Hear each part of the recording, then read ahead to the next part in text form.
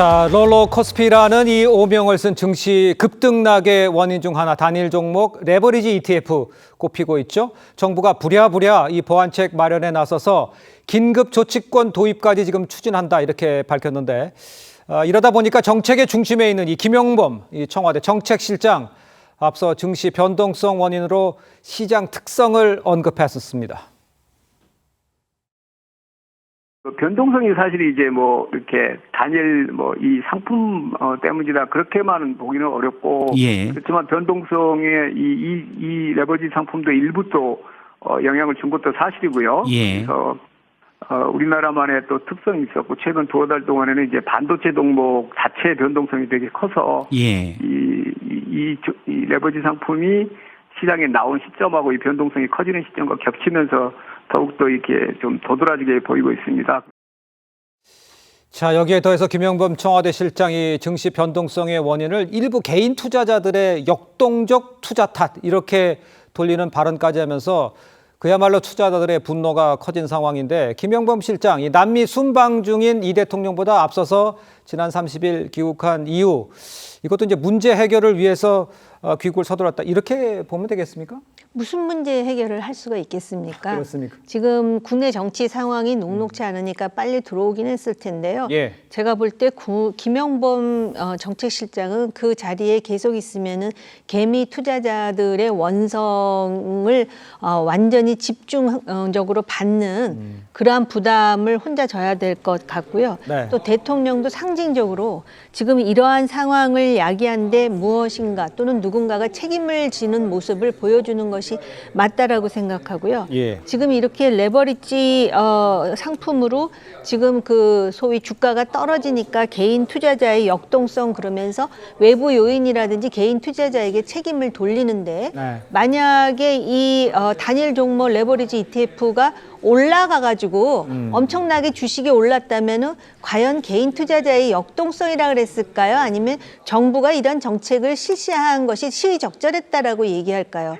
그런 차원에서 상당히 문제가 있는 인사이기 때문에 제가 볼 때는 인사 조처가 불가피하다라고 개인적으로 생각할 뿐만 아니라 지금 이 상황에서 소위 이제 제가 증권 투자 전문가에게 물어봤더니 어저께 금요일 날 굉장히 올라갔잖아요.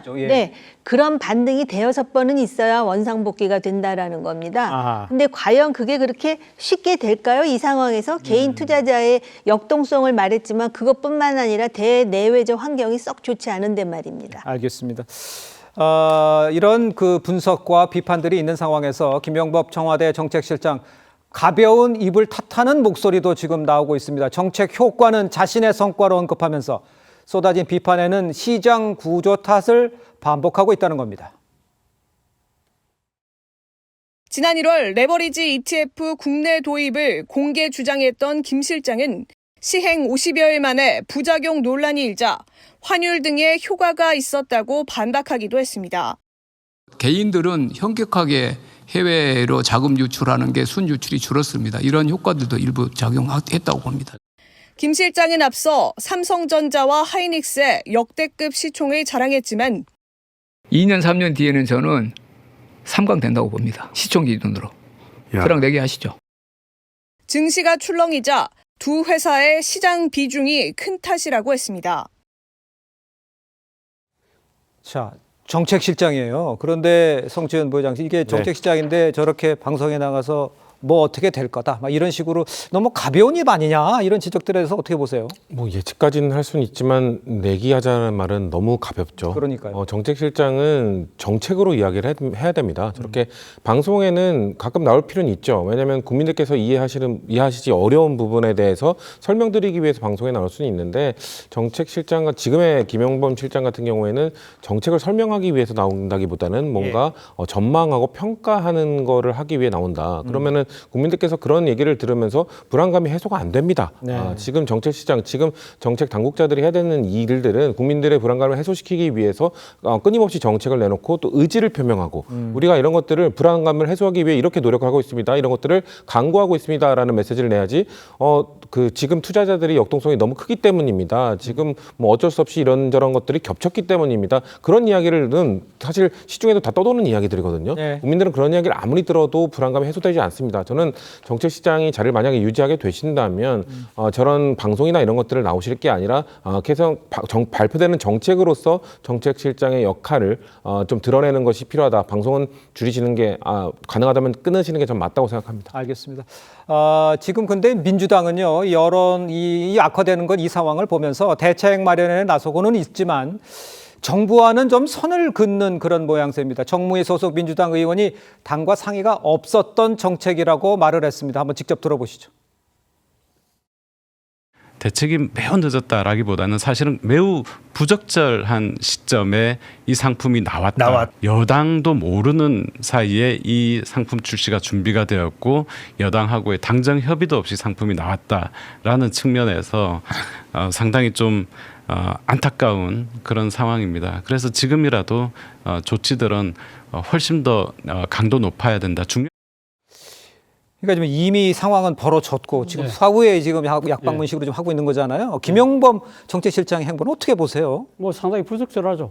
제가 생각했을 때는 그러니까 정책실장이잖아요. 대통령 행정실장이라고 한다면 말 그대로 대통령이 비서거든요. 왜 우리가 비서할 때 비자가 비밀이라는 뜻이잖아요. 그러니까 비서라는 이야기를 하는 이유 중에 하나는 사실 국무위원과는 달리 그러니까 정책을 뭐 만들고 운영하는 과정에서 전면에 나서면 안 된다는 것이죠. 왜냐하면 본인이 책임을 질 수 있는 자리에 있다는 것이 아니기 때문에 그렇다는 겁니다. 그렇기 때문에 대통령의 참모가 모든 것에 다 나서서 감나라 배나라 식으로 하는 그러한 행태가 문제인 것이고요. 그런데 문제는 대통령께서 대통령 참모들까지 정책 홍보를 열심히 하라. 그러한 하나의 국정 운영 때문에 뭐 열심히 한다고는 할 수 있지만 문제는 이 과정에서 정말 드러나는 것 중에 하나가 또다시 청와대 정부라는 겁니다. 내각에게 그러니까 모든 걸 갖다가 정책의 그러니까 이 집행과 결정, 운영까지 다 책임지는 것이 아니라 결국은 내각을 제치고 대통령 참모들이 국정의 전면에 나서는 듯한 행태. 이러한 부분들에 대해서 결국은 본인도 책임을 지지도 않잖아요. 그런 모습들이 반복된다는 것이고 그리고 앞서 민주당 지금 박홍배 의원이 나와서 지금 이야기를 하고 있는데요. 박홍배 의원 같은 경우는 이 지금 민노총의 금융노조위원장 출신입니다. 자 그렇다고 한다면 상당히 그러니까 이 지금 이 금융에 대해서 전문가잖아요. 민주당 내에서도 국회의원들 중에 상당한 전문가들이 계신데 이런 의원들이 이 중요한 그러니까 이제 레버리지 그러니까 이거 ETF가 출시됐을 때 이러한 부분들에 대해서 아무런 그러면 그러니까 이 지금 보도도 충분히 어느 정도는 됐는데 그때는 왜 입을 다물고 계시다가 왜 이제 와서 이 정부와 거리를 두듯한 행동을 하느냐 이런 부분들도 이 지금 여당의 입장에서는 상당히 아쉬운 대목이라는 것을 이야기 안 할 수가 없습니다. 다 비판한 거라고 제가 이해를 하겠습니다. 알겠습니다.